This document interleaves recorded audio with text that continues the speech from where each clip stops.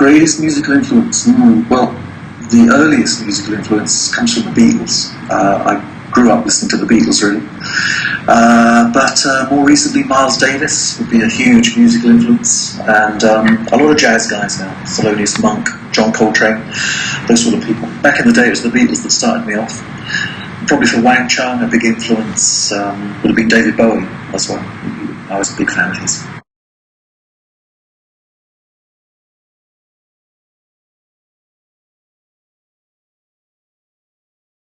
Totally, it would be great to bombard Geffen with requests. Yeah, it's their call in a way because they own all that stuff. So, I would love to do deluxe editions of all the albums, and it'd be nice to have a sort of box set of everything. And there are a lot of demos, alternative versions, and a few songs that never made it to the albums that are really pretty good, which we were excavating recently. So, yeah, I think it would be interesting, especially for fans and for everyone else. So, yeah. Bombard Geffen.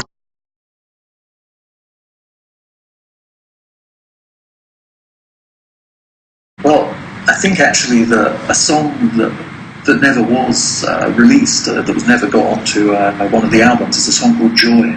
It's a song that we wrote after Points on the Curve, and I guess it was before To Live and Die in LA.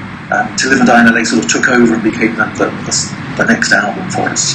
But Joy is a song that I play to a few people and they adore it, as a real sort of interesting example of Wang Chung sort of, without any kind of compromise, if you like, So that song I would like to see as a single.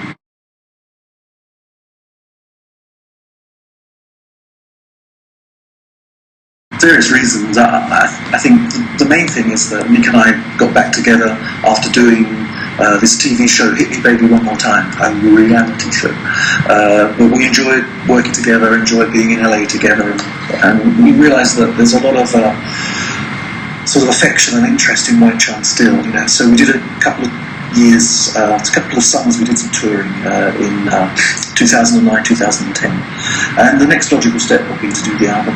And I think the other thing is that Nick and I are both songwriters. We're always working on stuff, so there was a sort of backlog of material that was recorded and ready to go in many ways, and we just felt now was the time, and we wrote some new stuff for this album obviously as well. Everything was updated. We worked with an engineer called Adam Wren, who's just fantastic. I think he's very responsible for giving the album its modern kind of sound. So yeah, now is the time. Just felt like the right time.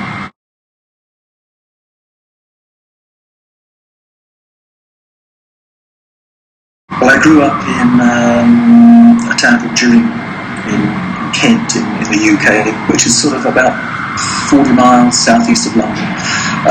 In those days, there were a lot of sort of military people around. It was a pretty grey little town, not a brilliant place to grow up in some ways. But on the other hand, it meant that the whole world of music for me was a real sort of escape in a way. When I saw the Beatles on TV for the first time, and all of the kind of stuff that was going on in the 60s, it just sort of blew my mind. I really learned that there was another way to live, and so I wanted music. Well, I wanted to learn guitar, like John Lennon. But my dad's a musician, and he encouraged me to take proper lessons. The deal was, we'll get you a guitar, but you've got to have proper lessons. So I had proper lessons, which meant that I learned to read music. So by the time I got to sort of 17, 18, I wanted to go to university and do music. In those days, I mean, it was a long time ago, you had to study classical music. So I got into classical music. I guess my love for pop music, rock and roll, that's always been there, and that's what I can do. So my career was based on that.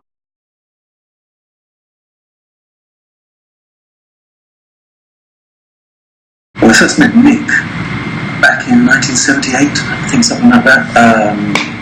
Just left the Royal College of Music, and I was looking to get back into pop music really, and I was really inspired by all the punk bands that were around at that time. And I answered a Musicians Wanted ad in the Melody Maker, which is a music paper that was around at that time. And did the audition for Nick, not realising that he had much going on really. But I say that he has some brilliant songs. I love the songs and some really good musicians. But the sense that there was a deal in the offing was a little optimistic. So yeah, Nick liked my playing. I guess I was one of the few guitarists who could play these crazy jazz chords and stuff. And the band was an outright punk band, really pretty mad. And we did a bunch of gigs, but didn't get signed. We then worked with a band which had Glenn Gregory, lead vocals. Glenn went to form Heaven 17, and Lee Gorman, who went on to form Bow Wow Wow. Lee was the bass player. And it was quite an interesting little cauldron of talent. But then after that, Nick and I sort of narrowed it down a little. We stuck with Darren, who was our drummer at the time, and we decided to do Wang Chung. And Wang Chung was really, the idea was to just make recordings and not to do the live thing. And that sort of worked. A guy really liked our sort of first demos, and he put them out on a little independent label. And then from there we got signed to Asked in the UK, and from there we jumped ship and signed to Geffen in Los Angeles.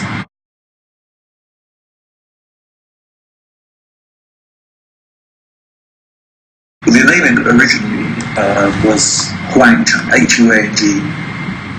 and Chung, and it kind of had a Chinese thing going on, but it was meant to be like just mysterious. I think because we were gigging and just making records, we wanted to be anonymous, which we very nearly were with that name.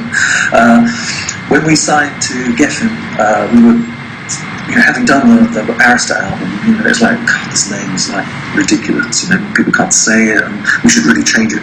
But David Geffen said, no, you should keep the name, but just respell it so that people are more comfortable with saying it. So that's how the name change got done to W-A-N-G.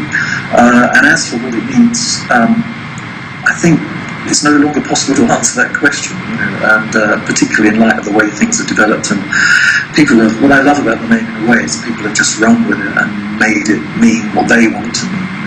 So it's no longer my province to answer that question.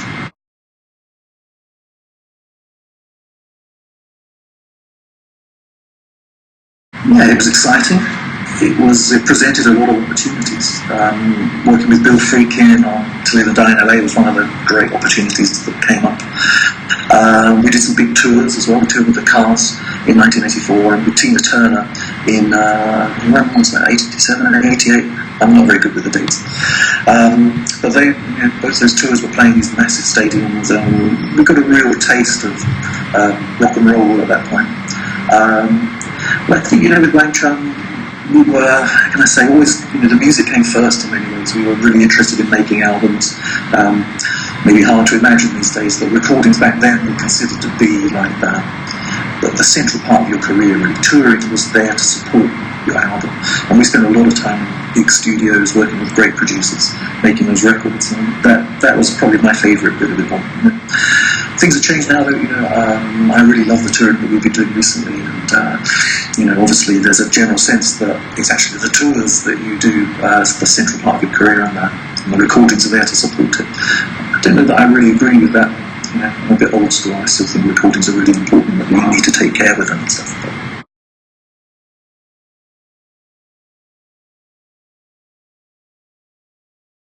A lot of life, basically. There's a lot of life since Wang Chung broke up. I have 3 kids, and well, I say kids, they're all grown up now. And through the 90s, I did quite a lot of work as a producer. I also made an album with Tony Banks from Genesis. I sang all the tracks on his album, Strictly Inc. And more recently, I've worked on a jazz project here in Canterbury, which is my hometown.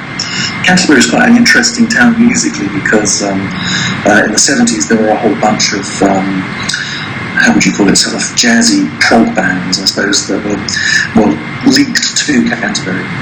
Some of them would argue they had nothing to do with Canterbury, but there's something about these bands, Soft Machine, Egg, Hatfield and the North, to name but 3, who have this similar sort of approach of combining sort of rock music with jazz, and with very interesting results. And I guess that's what I've been doing, following on in that long tradition. Something in the water in Canterbury that starts making me write long, proggy song.